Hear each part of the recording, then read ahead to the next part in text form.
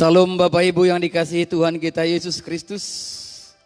Kami menyapa Bapak Ibu sekalian di rumah masing-masing. Kami percaya senantiasa dalam damai sejahtera Tuhan melindungi kita walaupun di masa karantina COVID-19 yang sedang melanda. Kita bersyukur pada hari ini kita kembali bisa bertemu dalam ibadah meskipun dalam suasana live streaming. Maka marilah kita mempersiapkan hati kita di hadapan Tuhan. Kita akan memulai ibadah kita. Kita masuk di dalam saat teduh.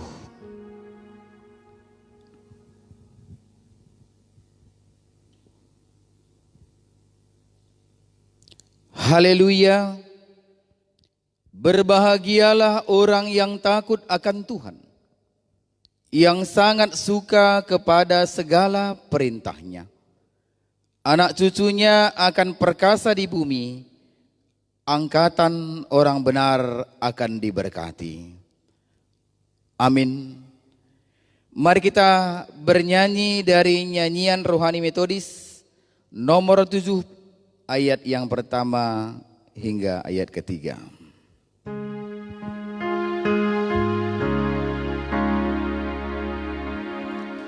Bimbing kami Yesus dalam kuasa-Mu, kebaktian ini Kau kuduskanlah pada tiap orang, Roh-Mu berikanlah segala kesusahan, Tuhan jauhkanlah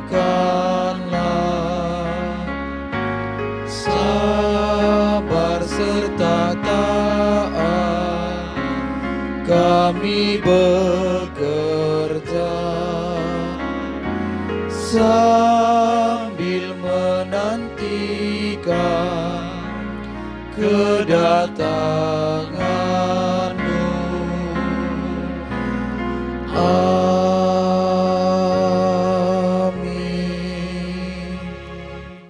Kita berdoa. Maha besar Engkau ya Tuhan Yesus Kristus, pencipta langit dan bumi.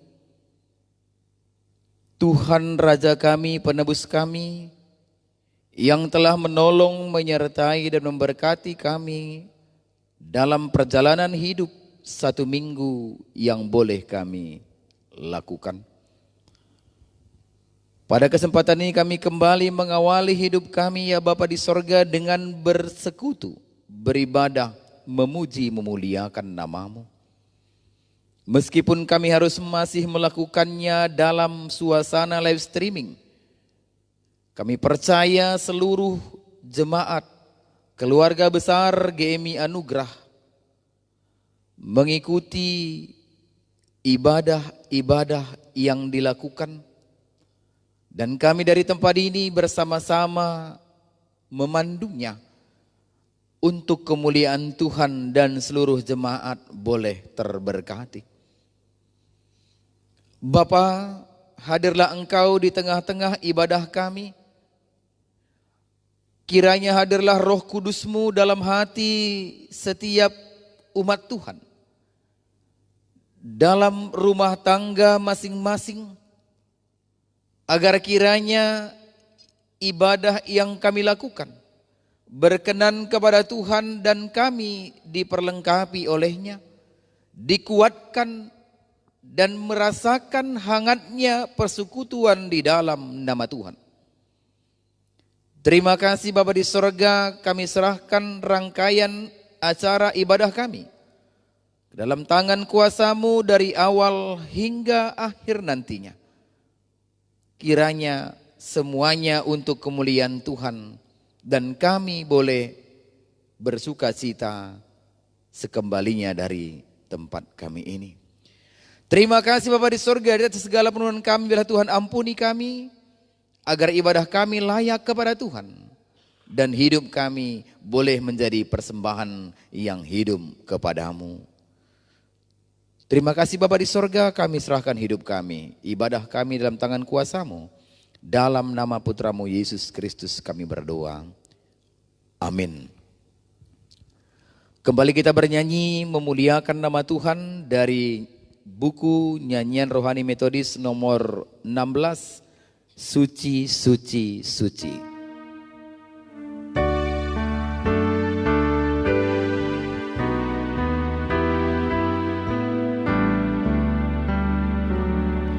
Suci, suci, suci, Tuhan Maha Kuasa, Dikau kami puji di pagi yang teduh.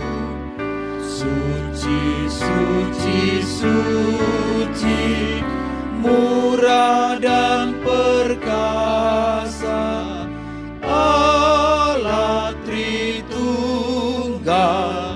agung namamu. Suci, suci, suci, kaum kudus sujud di depan takhta-Mu memberi mahkotanya.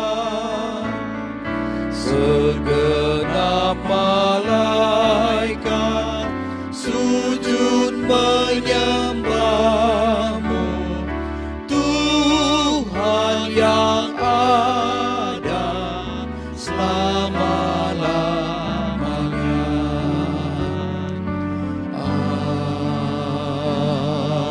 Amin. Kita masuk di dalam doa pengakuan dosa. Bapa kami yang di sorga, dengan kasih-Mu Engkau telah menjadikan kami,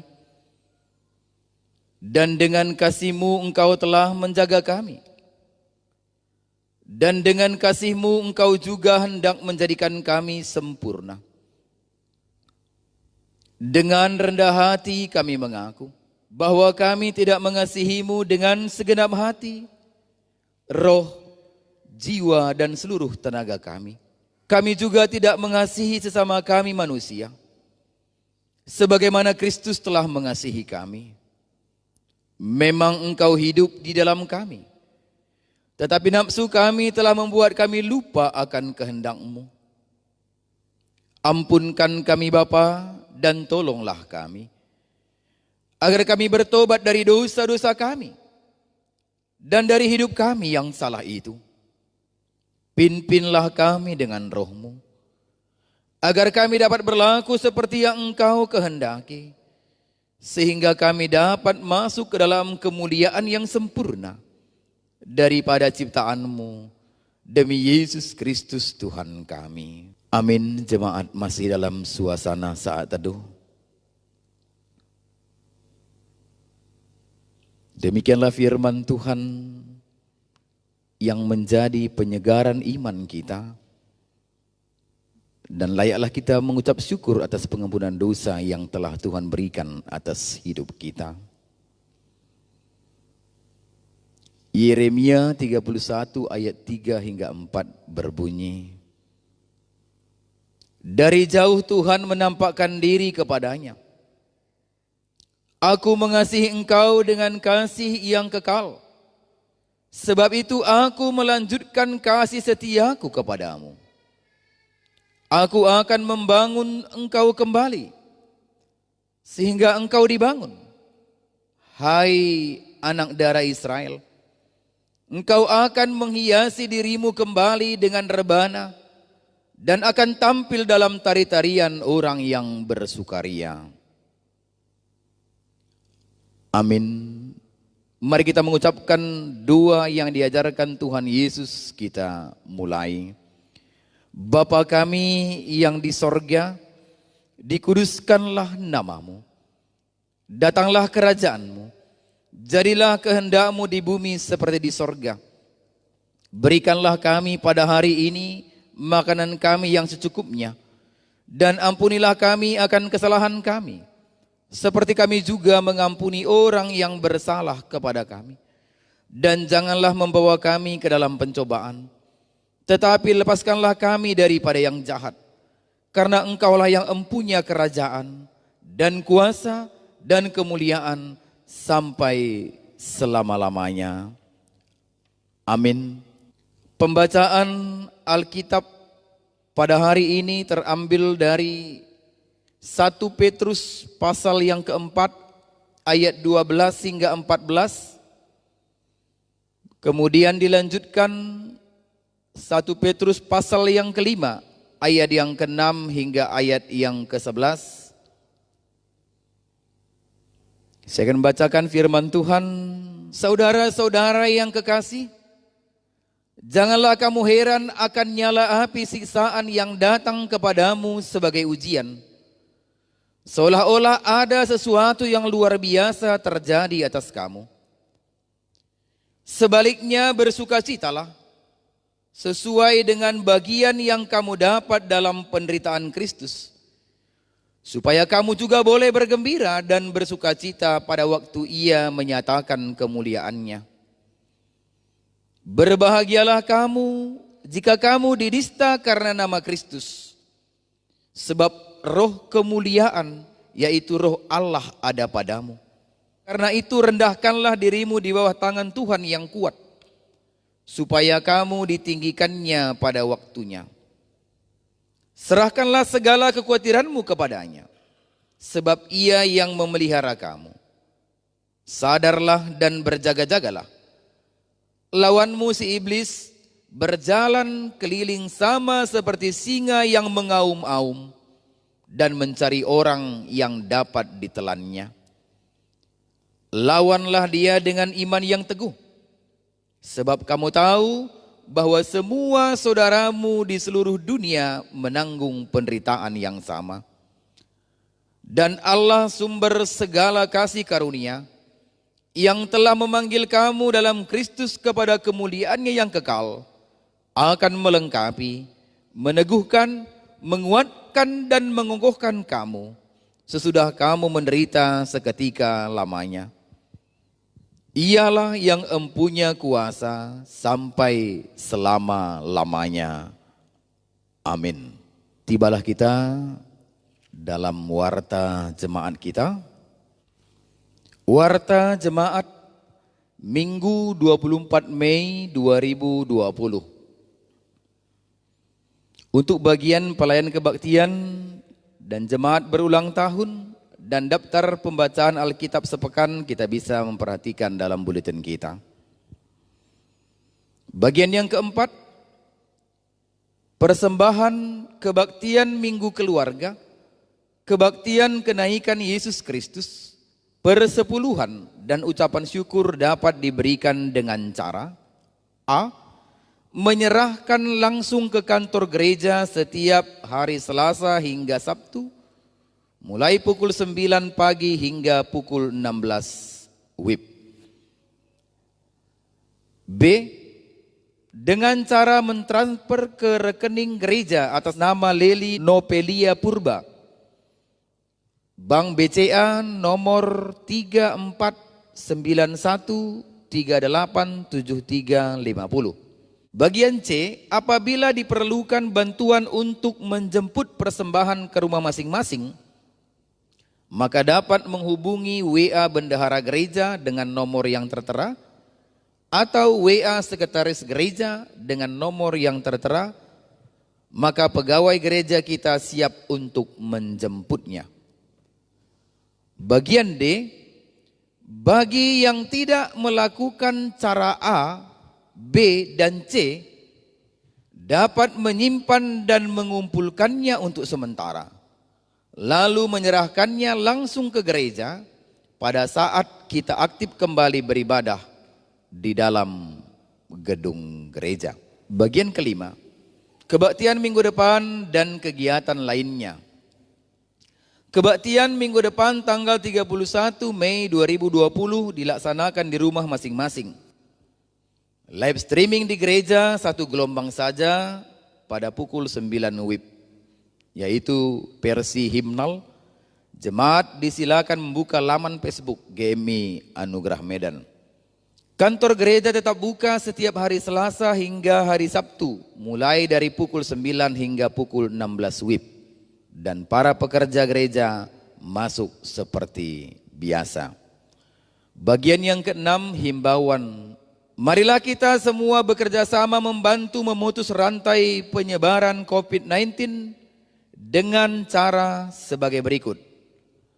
A. Patuhilah instruksi pemerintah daerah kita Sumatera Utara untuk tetap menjaga jarak yang aman dengan orang sekitar, social distancing dan physical distancing, tetap tinggal di rumah, stay at home, dan jaga kesehatan. B. Jangan lupa untuk selalu memakai masker. C. Jangan menyentuh mata, hidung, dan mulut.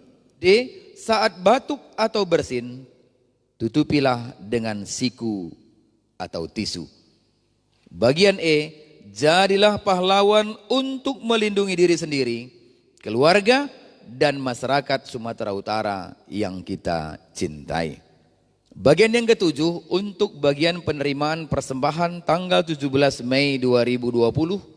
Demikian juga dengan persembahan kebaktian kenaikan Yesus Kristus tanggal 21 Mei 2020. Persembahan persepuluhan dan persembahan ucapan syukur, kita bisa memperhatikan bagian buletin kita. Terima kasih, Tuhan memberkati. Kita lanjutkan ibadah kita. Kita akan masuk kepada memberikan persembahan. Nas persembahan kepada kita terambil dari Lukas 6 ayat 38. Berilah dan kamu akan diberi. Suatu takaran yang baik, yang dipadatkan dan digoncang, dan yang tumpah keluar akan dicurahkan ke dalam ribaanmu.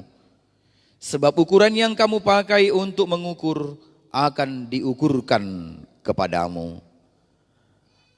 Amin. Sambil mengumpulkan persembahan, kita mendengarkan persembahan pujian dari keluarga Pendeta Ahmad Pinem untuk kemuliaan Tuhan dan semoga jemaat diberkati olehnya.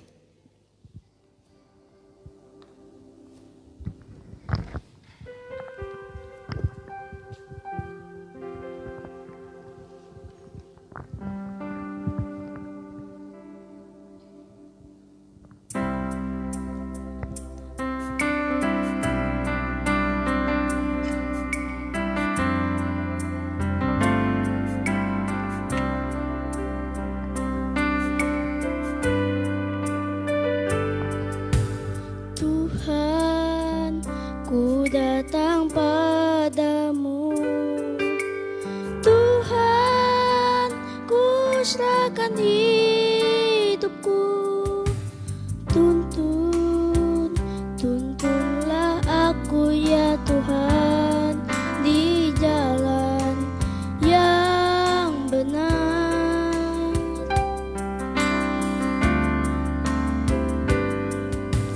Dulu ku bergumul dalam dosa, Dulu ku tak kenal kebenaran, tapi kini ku telah mengerti bahwa Yesus juru selamatku.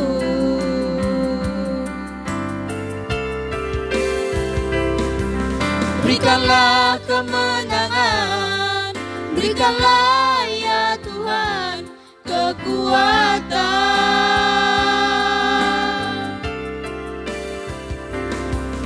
agar ku tetap teguh, agar ku tetap teguh di jalan yang benar.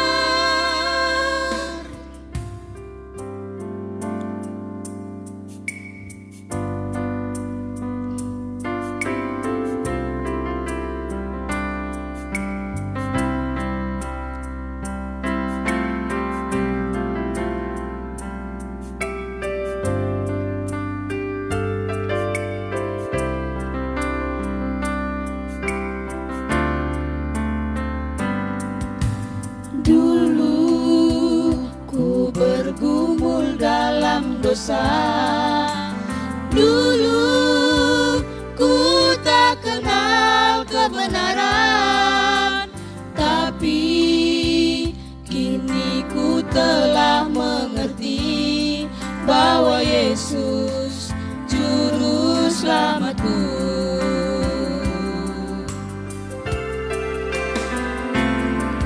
Berikanlah kemenangan, Berikanlah ya Tuhan kekuatan,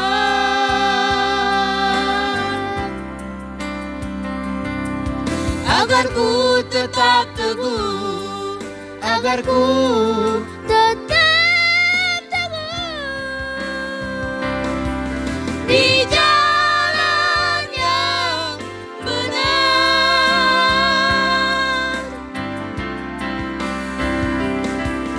Berikanlah kemenangan, berikanlah ya Tuhan kekuatan,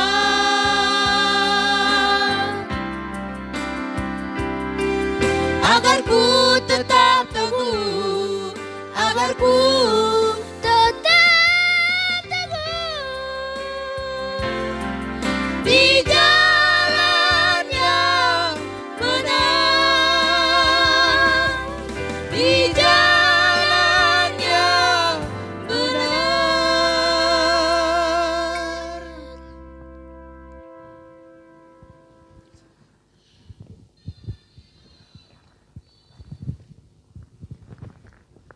Baiklah, jemaat Tuhan yang terkasih, kita berdoa. Maha besar Engkau Bapa yang baik, kami bersyukur kepadamu hingga hari ini kami masih di dalam kesehatan pemeliharaan Tuhan. Tuhan, kami tetap berdoa, kiranya berkenanlah tetap melindungi kami di sepanjang hari-hari yang akan kami lalui ke depan kami. Memberkati seluruh jemaat-Mu, gereja, Metodis Anugerah di tempat ini. Tuhan memberkati setiap keluarga, memberikan kebahagiaan dan sukacita. Kami tahu Tuhan di tengah pergumulan COVID-19 ini, ada banyak jemaat Tuhan yang begitu merasakan dampaknya. Semua memang kami merasakan dampaknya Tuhan. Namun terlebih lagi ada beberapa jemaat Tuhan yang kehilangan mata pencahariannya, yang kehilangan pelanggannya, berkurangnya keuntungan, bahkan mengalami kerugian. Mereka yang bekerja secara swasta, yang harus berpikir keras bagaimana untuk mengembalikan dan bahkan untuk menggaji para pegawainya. Kami berdoa Tuhan, di dalam kuasa Roh Kudus-Mu memberikan kepada sekalian umat-Mu kekuatan dan iman yang teguh. Sehingga Tuhan yakin dan percaya bahwa Tuhan akan memulihkan kondisi ini, memberikan yang terbaik kepada jemaat-Mu sekalian. Tuhan, kami tetap berdoa, kiranya Engkau saja yang memeliharakan anak-anak kami, yang berada bersama kami, bahkan anak-anak kami yang merantau jauh dari kami, yang sudah berkeluarga ataupun sedang bekerja. Tuhan lindungilah mereka, mata Tuhan menjaga dan memelihara mereka. Sehingga di masa ini Tuhan, mereka boleh tetap dekat dengan kami, walaupun secara dengan hubungan melalui handphone saja. Tuhan, kami juga berdoa, kiranya Engkau saja ya Bapa yang memberkati khususnya anak-anak kami yang masih di dalam masa pendidikan yang harus terkendala, harus belajar di rumah dengan secara daring. Tuhan, mereka sedang menghadapi ujian semester yang akan menyelesaikannya di dalam minggu ke depan.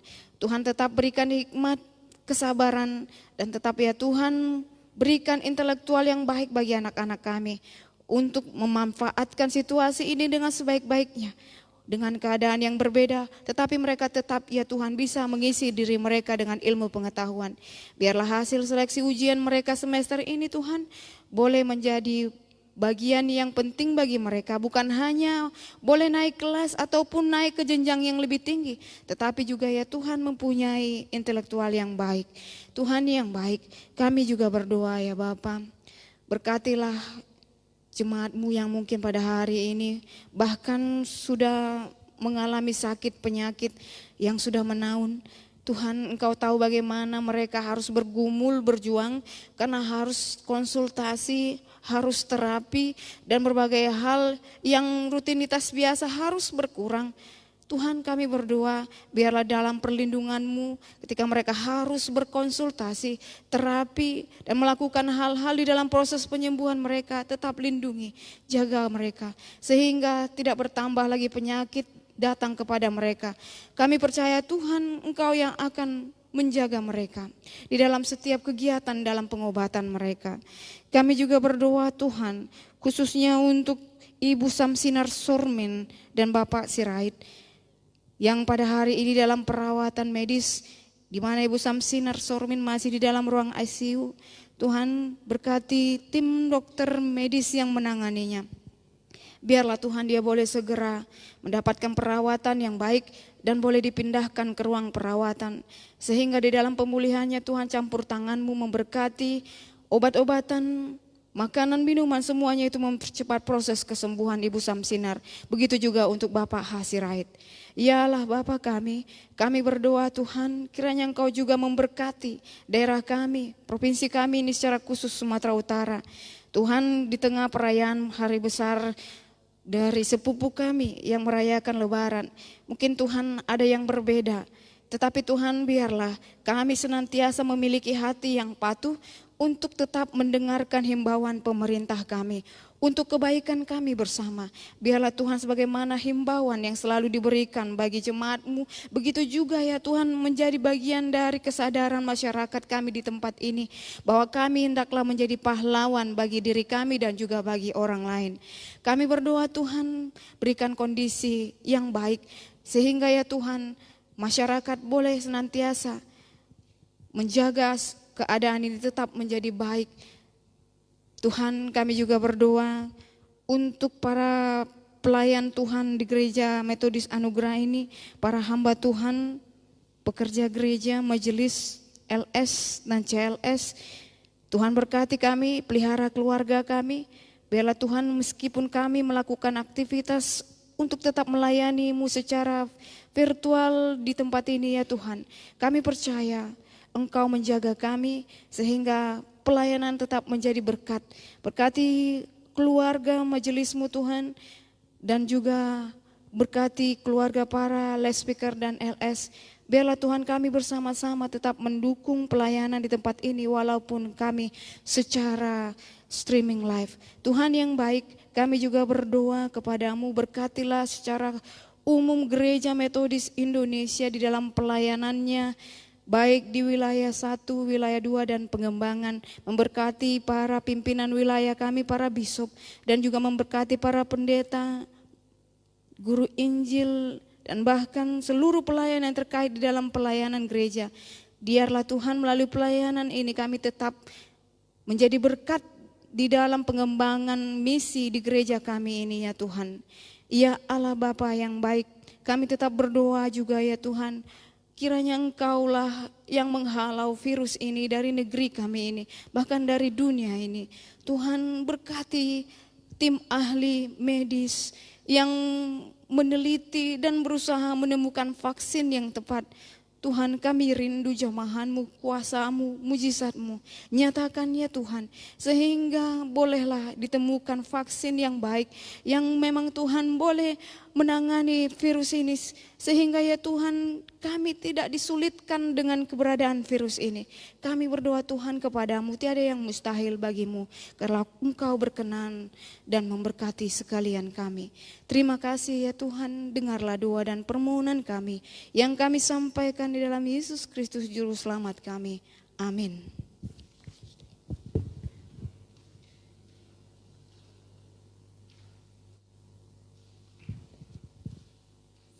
Kembali kita bernyanyi dari nyanyian rohani Metodis nomor 185.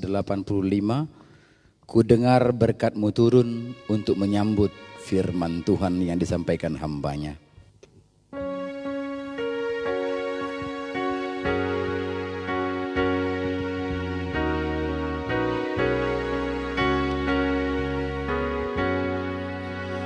Ku dengar berkat-Mu turun bagai hujan yang lebat. Aku bagai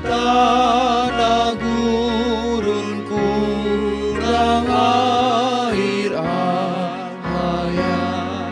Sayanglah padaku, berilah air hayatmu. Jangan lalu Tuhan Yesus, aku harap padamu. Aku rindu Maha Kudus-Ku, nantikan suaramu. Sayanglah padaku, ku nantikan suaramu.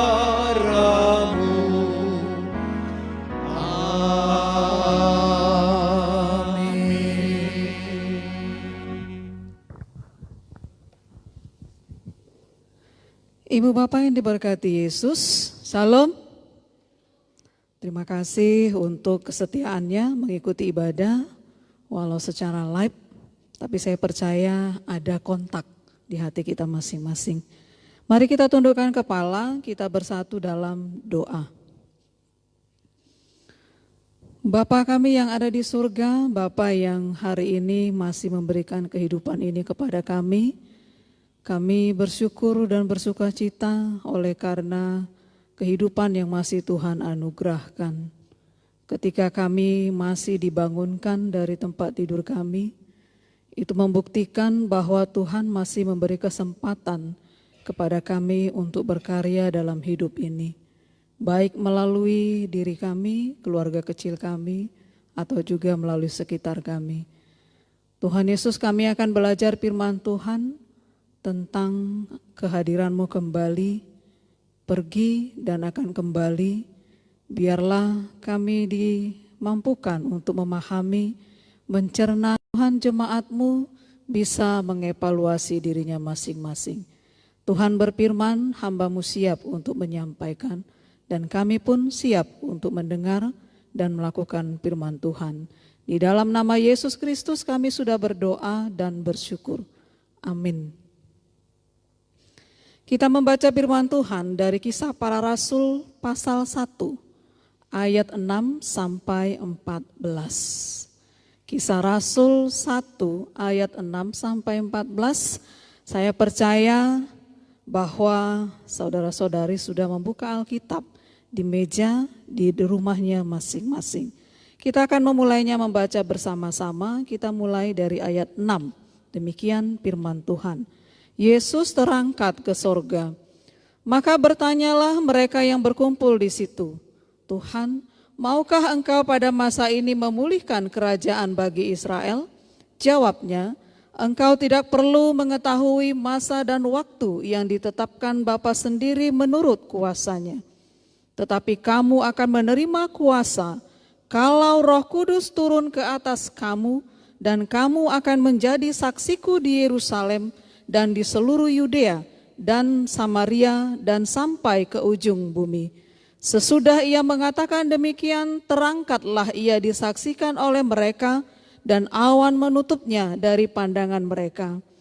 Ketika mereka sedang menatap ke langit waktu ia naik itu, tiba-tiba berdirilah dua orang yang berpakaian putih dekat mereka dan berkata kepada mereka, "Hai orang-orang Galilea, mengapakah kamu berdiri melihat ke langit?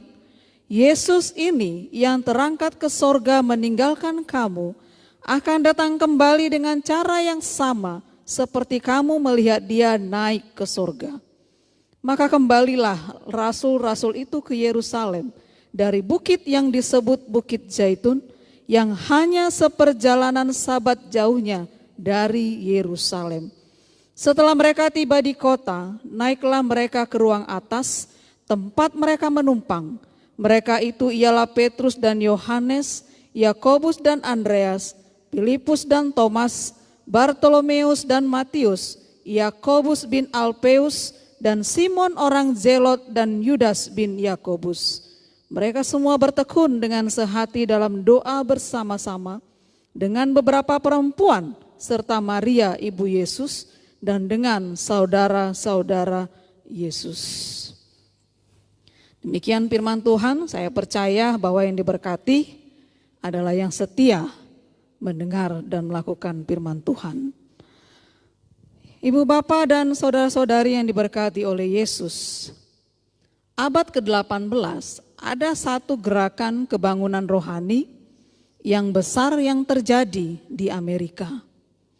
Nah, gerakan tersebut berawal dari satu khotbah yang sebenarnya khotbah itu sangat simpel.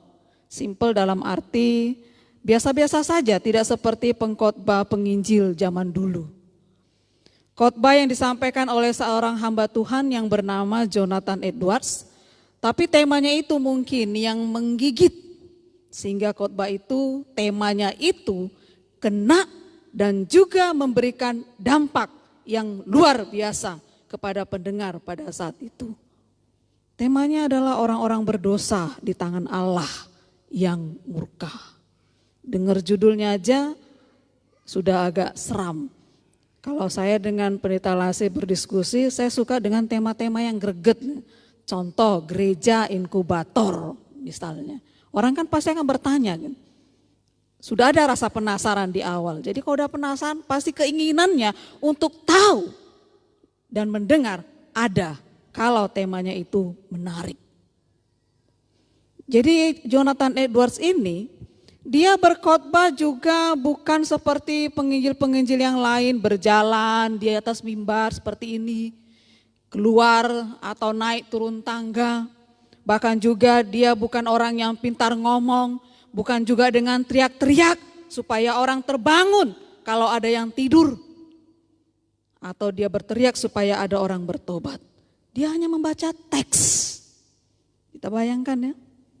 Hanya membaca, ya sama seperti saya. Daripada bersalahan saya harus punya catatan supaya tidak lari dari konteks. Kami pernah mengikuti satu Natal Oikumene tingkat perkebunan. Saya tidak menyebutkan dari gereja mana diundang.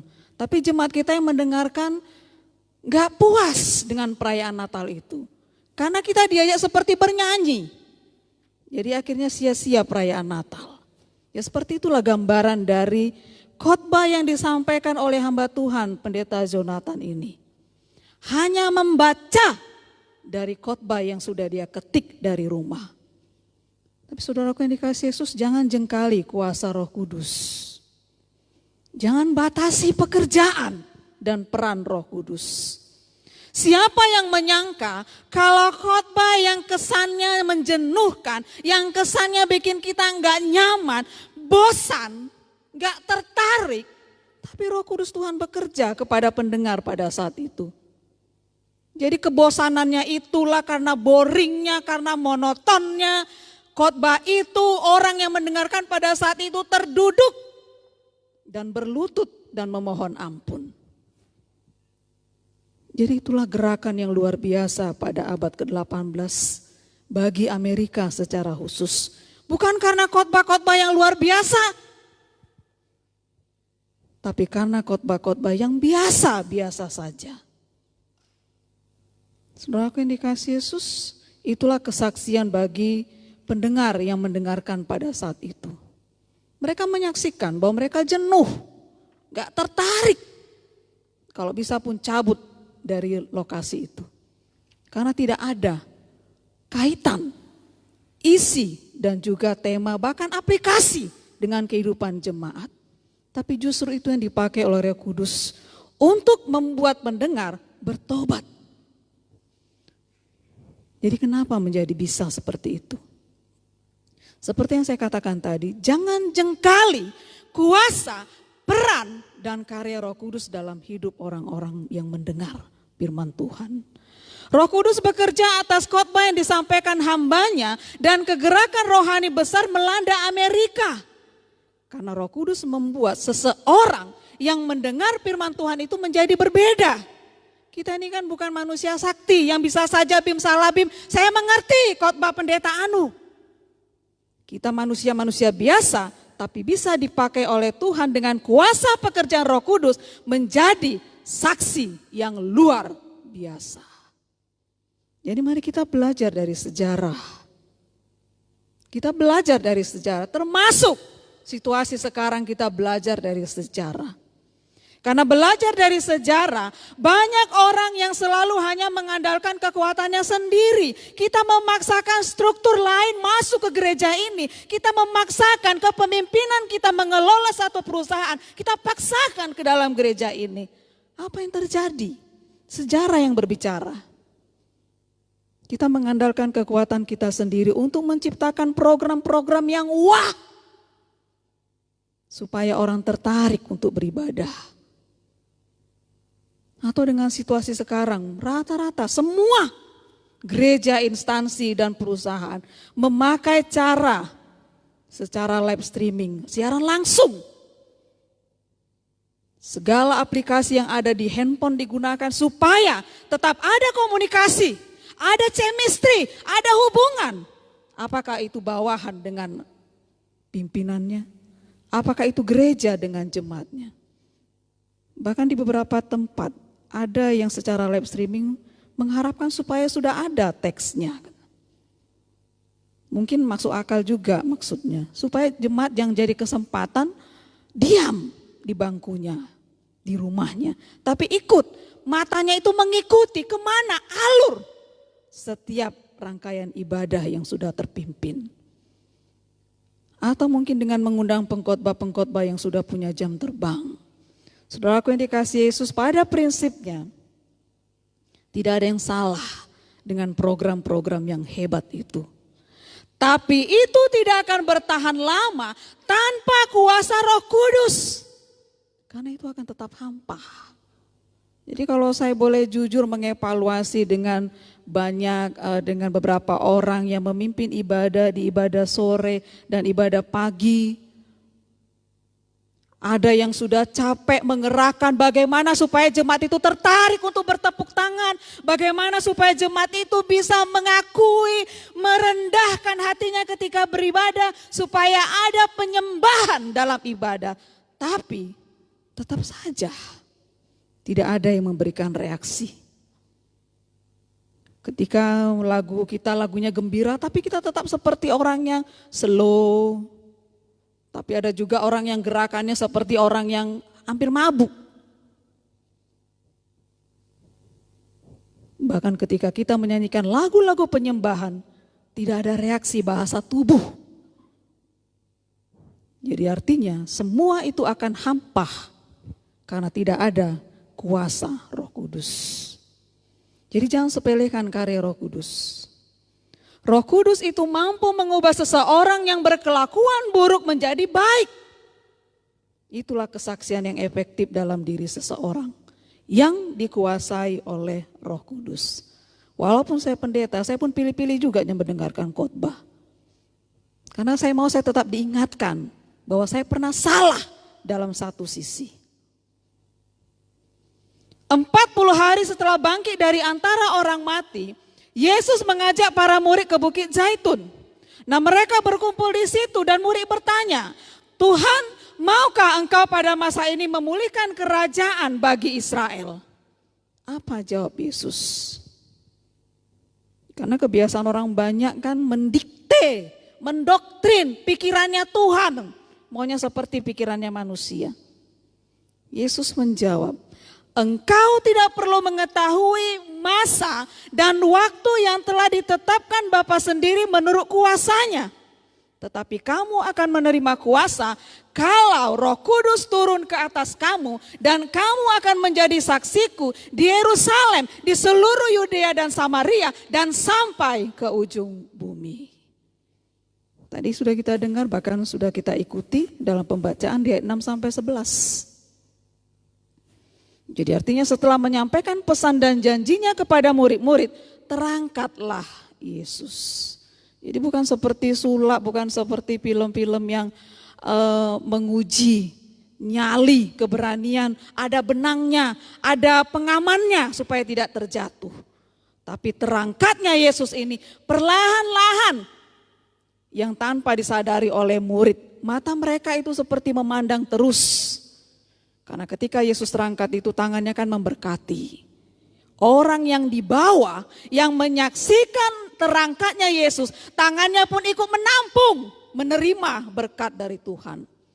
Jadi jangan heran kalau ada orang yang menerima berkat di dalam penutupan ibadah mengangkat tangan, kedua tangannya untuk menyambut berkat yang disampaikan oleh Tuhan melalui hamba-hambanya. Saudara yang dikasihi Yesus, mereka nggak sadar. Sampai pada akhirnya ada 2 orang malaikat yang berpakaian putih berdiri dan menyadarkan mereka dan memberitahukan kepada murid-murid bahwa Yesus pasti akan datang dengan cara yang sama. Mereka seperti terhipnotis melihat sampai Yesus itu tertutup oleh awan. Sampai kedua malaikat yang berpakaian putih berbicara dan menyadarkan mereka. Jadi ibu bapak yang dikasihi Yesus, tidak ada satupun manusia yang telah mengalami proses yang lengkap seperti yang dialami oleh Yesus. Dia lahir, mati, kemudian bangkit dan naik ke surga. Ada beberapa tokoh Alkitab yang mengalami hal yang sama. Ada Henok dan Elia yang mengalami pengangkatan tanpa kematian dan kebangkitan. Dan juga ada Paulus pernah diangkat ke sorga tapi hanya rohnya. Jadi dalam ilustrasi media sosial orang yang mati itu kan rohnya yang naik. Tapi tubuh jasmaninya tetap tinggal di atas tempat tidur. Ya, seperti itulah gambarannya Paulus. Tapi yang mengalami proses yang lengkap seperti Yesus hanya Yesus sendiri. Jadi dari ayat 6 sampai 11 ada 3 poin yang mau kita perhatikan. Dari ayat 6 sampai 11. Yang pertama, supaya Roh Kudus turun atas murid dan semua orang percaya. Jadi melalui peristiwa hari kenaikan Tuhan Yesus, kepada kita sudah ada jaminan kepastian bahwa Roh Kudus segera dicurahkan atas hidup orang percaya. Dan Roh Kudus akan memimpin orang percaya dalam kebenaran. Memimpin dalam kebenaran, bukan memimpin dalam ketidakbenaran. Jadi intinya berilah hati kita dipimpin oleh Roh Kudus. Nah dari 6 sampai 11 yang kedua yang mau kita lihat. Supaya kita memiliki waktu untuk bekerja dan mendapatkan upah. Peringatan kenaikan Yesus di hari Kamis yang lalu menunjukkan bahwa Yesus itu berasal dari sorga. Dalam Yohanes 8:23 tegas dikatakan oleh Yesus. Aku berasal dari atas, bukan dari dunia. Dan Yesus akan tinggal di sorga sampai segala sesuatunya genap. Nah oleh karena segala sesuatunya belum genap, kita punya kesempatan untuk bekerja sebaik-baiknya agar kelak mendapatkan upah yang dijanjikan oleh Yesus. Jadi bekerja sebelum segala sesuatunya digenapi adalah dengan pekerjaan-pekerjaan sekuler. Juga kesempatan bekerja dalam pekerjaan melalui pelayanan. Supaya ketika segala sesuatunya sudah digenapi, kita akan mendapatkan upah. Yesus akan datang kembali sebagai hakim. Dan dia akan memberikan upah sesuai dengan apa yang sudah kita perbuat. Dalam Wahyu 22:12 dengan tegas dikatakan bahwa Yesus akan datang segera dan membawa upahku dan membalaskan kepada setiap orang menurut perbuatannya. Jadi intinya dari poin kedua dari ayat 6 sampai 11, bekerjalah dengan baik. Bekerja dengan giat selama hari terang. Hasilkanlah buah seperti yang diinginkan Yesus. Jangan cari sensasi bekerja ketika sudah gelap. Karena kita tidak akan menemukan dan mendapatkan apa-apa. Yang ketiga dari ayat 6 sampai 11. Supaya para murid dan orang percaya memiliki kehidupan yang indah di kekekalan. Dalam Yohanes 14 ayat 2 sampai 3 walaupun ayat ini seringkali digunakan untuk penghiburan. Di bagian kalimat itu dikatakan bahwa di rumah Bapakku banyak tempat tinggal. Aku pergi ke situ untuk menyediakan tempat bagimu. Aku akan datang kembali dan membawa kamu ke tempatku. Supaya tempat di mana aku berada, kamu pun berada. Jadi luar biasa kalimat ini. Ada pengharapan. Jadi gak sikik-sikik mandele melayani. Capek, gajinya gak seberapa. Tapi kita jadi semangat. Supaya di mana aku berada, kata Yesus, kamu pun berada. Bersama Yesus kita akan menikmati keindahan rumah Bapa jika kita percaya dan tinggal dalam firman-Nya. Saudaraku yang dikasihi Yesus, ya pastilah ini bukan hal yang membuat kita malas, menumbuhkan semangat pelayanan, semangat bekerja, dan juga semangat untuk bersaksi. 2014 Indonesia mengalami sejarah terberat pada pemilihan presiden. Para pendukung terbelah menjadi dua. Berbagai metode kampanye mereka lakukan, mulai dari yang kampanye yang sifatnya konvensional yang dilakukan secara rapat umum, bahkan juga melalui kampanye dengan media sosial. Tapi ada satu yang sangat mengundang perhatian, yaitu kampanye hitam. Judulnya saja sudah hitam. Kampanye hitam ini itu menyebarkan isu-isu yang tidak sehat. Bahasa kerennya pembunuhan karakter. Isu-isu yang tidak sehat dihembuskan, bahkan agama pun dibawa-bawa. Nah, akhir yang manis didapat sekalipun banyak fitnah yang ditujukan. Pada akhirnya survei membuktikan bahwa Jokowi berhasil menjadi orang nomor 1 di antara banyak hujatan, makian, cacian, kritikan dan lain sebagainya. Satu saja kuncinya, dia menguasai diri dengan tetap terus melakukan yang baik. Karena Tuhan akan membereskan semuanya hingga menghasilkan akhir yang manis. Hari ini 24 Mei merupakan hari yang penting bagi Gereja Metodis Indonesia. John Wesley, hari ini menjadi hari satu perjalanan panjang, hari pertobatan. John Wesley ini perawakannya sebagai laki-laki tidak tinggi, tidak cakep, tingginya pun hanya 160, berat badannya pun hanya 55. Gak menarik, tapi setiap hari dia menunggang kuda untuk memberitakan Injil. Bahkan dia tetap berkhotbah sampai 86 tahun. Dan dia tidak mencari alasan-alasan apapun hanya untuk menghindari pelayanan. Bahkan menjelang kematiannya John Wesley berpesan, biarlah kita tetap beriman kepada Allah sampai akhirnya.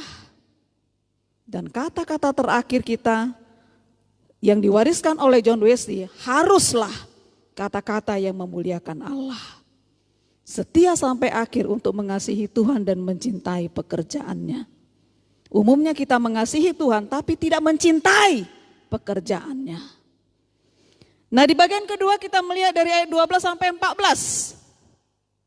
Bahwa dari peristiwa kenaikan Yesus ada dampak yang nyata yang dirasakan oleh murid-murid. Tapi kita berharap itu bukan hanya murid-murid yang terberkati dengan peristiwa kenaikan Yesus. Tapi kita juga yang menyaksikan, yang mendengarkan dan yang menerima banyak kebaikan Tuhan.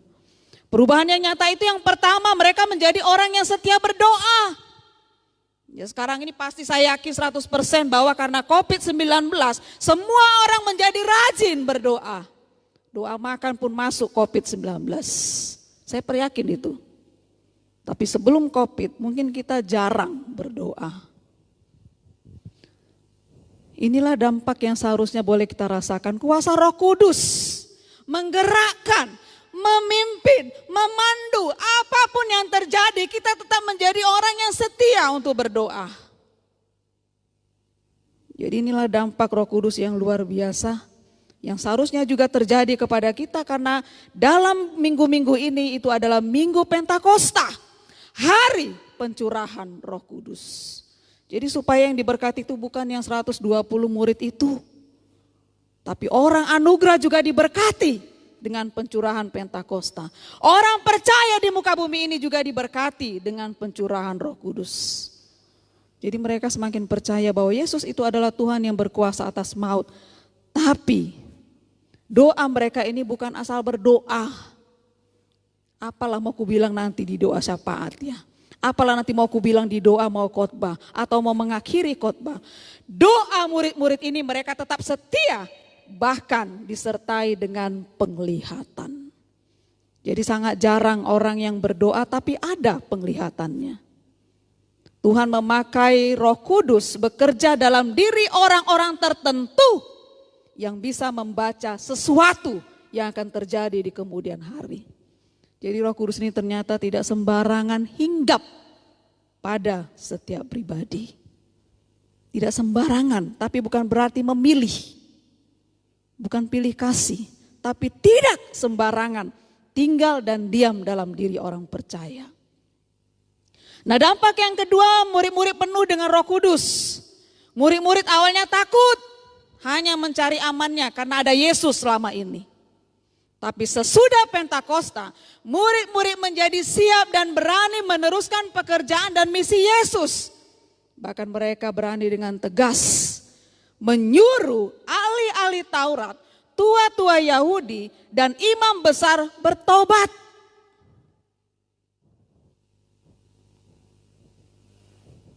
Mereka sudah dipenuhi dengan Roh Kudus. Jadi kalau kita terlalu jaga perasaan, biasanya loslah itu. Mau setia kau mau tidak, loslah urusan mulai itu. Pasti ada proses pembiaran.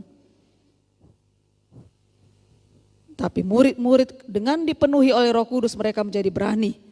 Walaupun dia ahli-ahli Taurat yang menguasai Alkitab, yang menguasai firman Allah, pun jangan sampai binasa masuk ke dalam neraka. Jadi Roh Kudus ini berperan membentuk, Roh Kudus berperan menyertai, Roh Kudus berperan diam, Roh Kudus berperan mengajarkan, mengingatkan, menginsapkan dan memimpin kita dalam kebenaran. Jadi kalau kita pemalas, kalau kita cari aman dan lain sebagainya, berarti Roh Kudus itu tidak hinggap dalam diri kita, gagal membentuk pribadi kita. Karena Roh Kudus itu diam, menyertai, mengajarkan, mengingatkan, menginsapkan, dan memimpin kita pada kebenaran. Jadi luar biasa peran Roh Kudus. Tidak sembarangan menghampiri bahkan hinggap dalam diri orang percaya. Walaupun mereka itu adalah orang-orang yang sangat aktif luar biasa dalam pelayanan gereja. Jadi kenaikan Tuhan Yesus mengajak kita kembali untuk mengingat peristiwa Pentakosta. Jadi 120 murid itu hidup dalam doa, mereka dekat pada Allah, bukan dekat dalam arti hanya sekedar beribadah, tapi membuang dosa-dosa mereka. Jadi peristiwa pencurahan Roh Kudus mengingatkan kita akan kasih Yesus kepada murid-muridnya dan kepada kita. Jangan gelisah, jangan terlena dengan dunia, dan jangan lewatkan kesempatan untuk bertemu Yesus dalam sukacita dan kemuliaan. Jadi dari tema kita ini ada hal yang mau saya katakan kepada kita. Ada satu cerita tentang seseorang yang bergabung menjadi anggota orkestra. Yang namanya orkestra pastilah kita sudah paham. Tapi mereka ini bukan asal orkestra sembarangan. Seperti ADMS dalam kegiatan tertentu, bahkan juga Erwin Gutawa. Mereka diundang di istana kepresidenan. Artinya bayarannya mahal. Jadi kalau namanya mahal berarti profesional dong bermainnya. Walaupun sebenarnya ada anggota ini yang tidak tahu dan tidak bisa bermain alat musik, tapi setiap kali kelompok orkestra itu tampil dia akan menempelkan seruling karena bagiannya jambarnya adalah memainkan seruling. Dia tempelkanlah seruling itu di bibirnya, lip sync lah judulnya ini. Dia akan berpura-pura tangannya ini seperti main, mana itu lobang do, mana itu lobang re. Kaisar saat itu kan gak tahu. Dia akan memain dan berpura-pura meniup tanpa mengeluarkan suara. Sebagai anggota orkestra pastilah dia menerima gaji dan menikmati kehidupan yang nyaman. Karena pasti yang capek adalah konduktornya, dirjennya. Karena mengarahkan, kalau misalnya peserta orkestranya itu ada 20 orang, yang memimpin satu, saya yakin setiap hari pasti akan mengkonsumsi obat darah tinggi. Jadi ini yang dilakukan ya anggota ini aman, dia dapat gaji, dia menikmati kehidupan yang nyaman. Namun suatu hari, Kaisar meminta agar masing-masing anggota orkestra memainkan musiknya sendiri-sendiri. Dia ingin mendengarkan musik piano yang romantis, gitar melodi yang ting ting ting ting yang romantis. Dia mau supaya masing-masing hanya memainkan alat musiknya. Jadi sudah pastilah yang namanya yang bukan, yang tidak dia ketahui atau yang selama ini dia masa bodoh, karena terlena dengan zona nyamannya, dia pura-pura sakit. Untunglah waktu itu nggak ada WA, nggak ada telepon, jadi nggak ada alasannya untuk ngacir gitu. Dia pura-pura sakit, tapi kemudian dokter tahu namanya Istana, pastilah ada tim medisnya. Dia pura-pura sakit, yang akhirnya tim medis tahu bahwa dia itu berbohong. Entah alat apa yang dia ambil, dia langsung bunuh diri di tempat itu. Saudaraku, ini kasih Yesus, kita bisa saja mengklaim diri kita percaya kepada Kristus sebagai umat Tuhan. Tetapi akan tiba hari di mana kita berhadapan sendiri, hana-hana, lase-lase. Saya tidak akan membawa suami, saya tidak akan membawa anak, saya tidak akan membawa keluarga, mertua, dan orang-orang yang saya kasihi. Sendiri untuk mempertanggungjawabkan perbuatan kita. Jadi Bapak yang dikasihi Yesus, jangan takut dengan firman Tuhan ini. Jangan jadi gentar. Kita masih bernapas, tapi kita bisa melakukan apa yang Tuhan harapkan. Yang pertama dengan menguasai diri dengan baik. Jagalah hati dengan sungguh-sungguh, supaya kenikmatan duniawi tidak membuat kita lupa pada panggilan kita sebagai duta Kristus. Karena Roh Kudus itu diam dalam dirimu, menginsapkanmu, mengajarkanmu, memimpinmu dalam kebenaran. Jadi dari kata-kata peran Roh Kudus itu, kita bisa memeriksa diri kita masing-masing. Yang kedua, rindukanlah rumah yang sesungguhnya. Jangan terlalu mencintai dengan segala model interior dan lain sebagainya yang ada di rumah kita. Karena itu hanya sementara. Jadi artinya, karena hidup kita di dunia ini hanya sementara, pastilah akan banyak penderitaan, hinaan, cacian, dan lain sebagainya. Bahkan mungkin karena pekerjaan Tuhan kita ditolak, belum hadir pun kita sudah mengalami dan menerima penolakan. Tetapi semua itu tidak sia-sia karena Tuhan memperhitungkan. Dan Dia tahu apa yang kita alami tidak ada artinya bila hidup kita pada kedatangannya tidak berbenah diri selama kesempatan itu ada. Jadi jangan terlalu menganggap bahwa hidup ini seolah-olah lama, seolah-olah hidup kita ini menetap. Saudara yang dikasihi Yesus, kita berkaca dari situasi yang terjadi pada saat ini. Pandemi COVID-19 masih mewabah, kita tidak tahu kapan dan bilakah kita akan menjadi korban. 3 hari yang lalu suami saya sempat melo. Kalau saya melo tapi jarang saya ungkapkan kepadanya. Karena saya mendengar, membaca, melihat pengumuman WHO, pemberitahuan bahwa ini diprediksikan sampai 2 tahun lebih. Baik dari segi ekonomi untuk pulih. Membayangkan 2 tahun saja gimana nanti ya. Secara live streaming ini pun orang pasti juga akan jenuh. Tapi mari kita berkaca dari situasi ini. Sejarah juga berbicara kalau ternyata pandemi seperti ini yang terparah pernah terjadi. Dan itu di tahun 1918. Yang dikenal dengan nama flu Spanyol. Nah, flu Spanyol itu berlangsung selama 2 tahun. Dan dalam 3 kali serangan tercatat 500 juta orang mati. Dan yang terinfeksi 50 sampai 100 juta orang. Penekanan sekaligus yang menjadi himbauan kepada kita, apakah kita mau belajar dari sejarah atau mengulangi sejarah yang buruk itu kembali? Saya yakin kita pasti mengulanginya. Kemarin-kemarin Jawa Timur secara khusus melonjak angka yang menderita positif COVID-19. Ya karena ada kelonggaran dari PSBB. Semua orang hepot. Tangannya ini panas, badannya ini panas.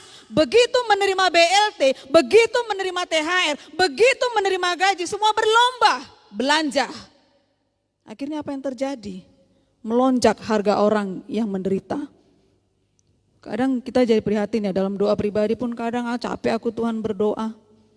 Kalau hanya kami yang berdoa tapi yang lainnya jungkir balik pun berdoa yang lainnya. Tapi saudara kami yang lainnya tetap saja masa bodoh, bebal, sulit.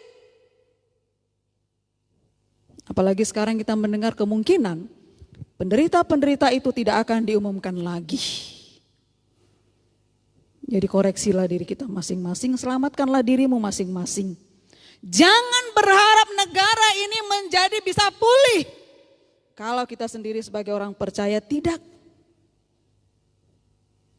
Walaupun kadang kami kalau diskusi, puji Tuhan ya Pi, sampai bulan ini kita belum pernah ada dengar yang terkena COVID. Mudah-mudahan janganlah. Bukan hanya orang anugerah, tapi orang-orang yang kami kenal, orang-orang yang pernah kami layani. Kalau bisa jangan, bahkan dijauhkan dari COVID ini. Tapi itu kan doa, harapan. Prakteknya, pelakunya, Anda dan kita semua. Itu sebabnya saya suka kali dengan tantangan iklan. Anda bosan di rumah? Anda pengen keluar? Bergabung saja dengan tim medis. Daftarkan diri untuk berhadapan langsung dengan si virus corona ini. Ya buktikan. Saudaraku yang dikasihi Yesus, jadi kita akan menyesuaikan dengan satu situasi yang dikatakan dengan new normal. Yang patuh pada himbauan selamat. Dan yang masa bodoh dengan himbauan celaka. Sama dengan firman Tuhan. Yang menanti-nantikan Tuhan dengan setia, walaupun banyak penderitaan, dia akan selamat. Seperti yang saya katakan, Tuhan tidak akan membiarkan kita. Dia tahu apa penderitaan kita.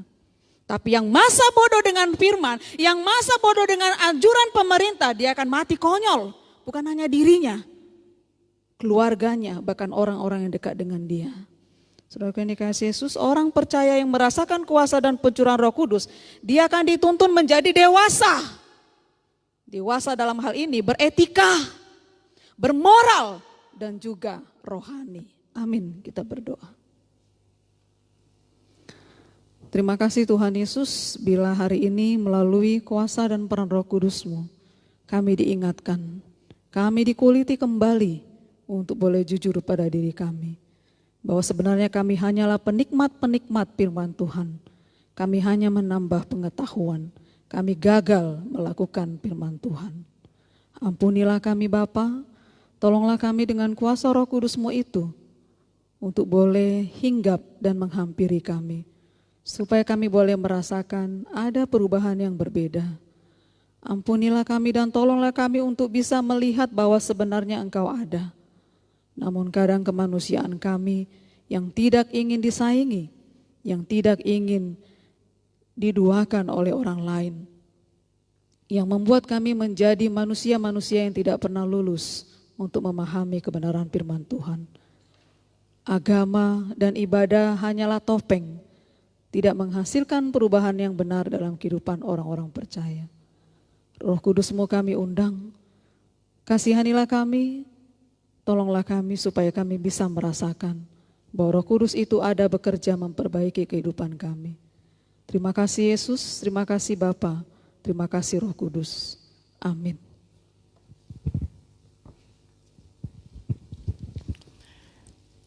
Jemaat kekasih Tuhan, mari kita bersama-sama meresponi firman Tuhan kepada kita pada hari ini dengan bernyanyi dari nyanyian rohani Metodis nomor 136, Bapakku Memelihara.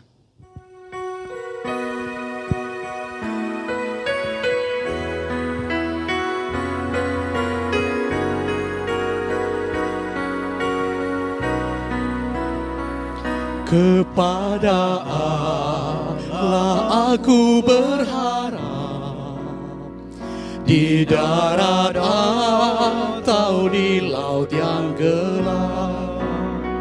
Setiap saat aku penat, Bapa surgawi memeliharaku.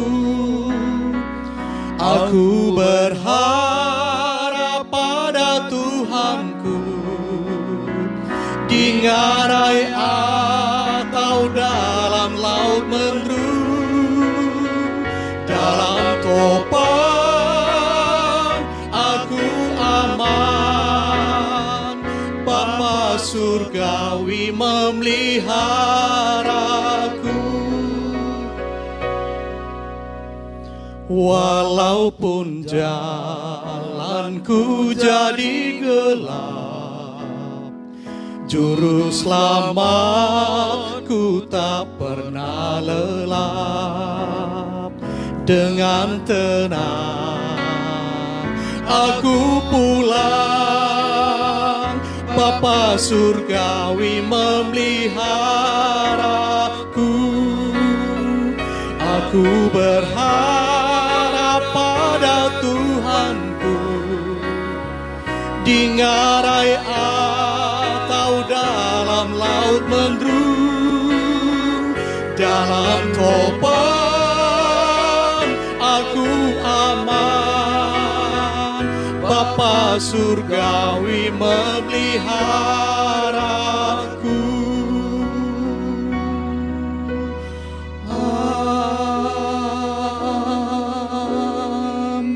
Amin. Kepada Allah beri puji.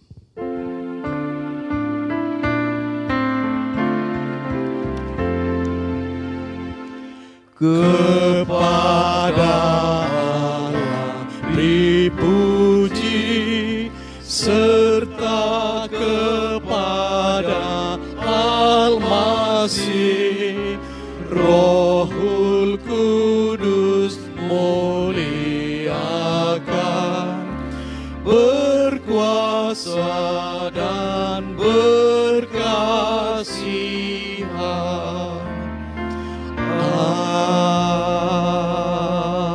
Amin. Jemaat yang dikasihi dan diberkati Tuhan, jalanilah hidup ini dengan tetap semangat dan andalkanlah Tuhan di dalam kuasa Roh-Nya yang kudus.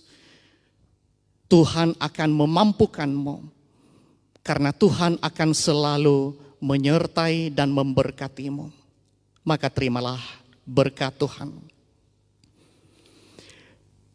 Kiranya Allah sumber segala kasih karunia yang telah memanggil kamu dalam Kristus kepada kemuliaannya yang kekal akan melengkapimu, meneguhkanmu, menguatkanmu, dan mengokohkan kamu sesudah kamu menderita seketika lamanya.